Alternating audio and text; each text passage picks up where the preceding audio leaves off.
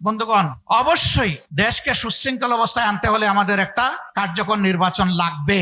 সেই নির্বাচনটা আমরা আশা করছি আগামী বছরের প্রথম দিকে ইনশাল্লাহ অনুষ্ঠিত হবে। কিন্তু সেই নির্বাচনটা কেমন চাই? আমাদের স্পষ্ট বক্তব্য, অতীতের বস্তা পচায় ধারায় নতুন কোনো নির্বাচন চাই না, এবং এমন কোনো নির্বাচন আমরা মেনেও নেব না।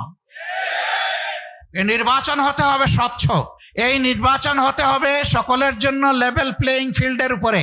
সমতল মাঠ নিশ্চিত করতে হবে, প্রশাসনকে নিরপেক্ষ করতে হবে, কোনো মাস্তানতন্ত্র চলবে না, কালো টাকার খেলা মানব না।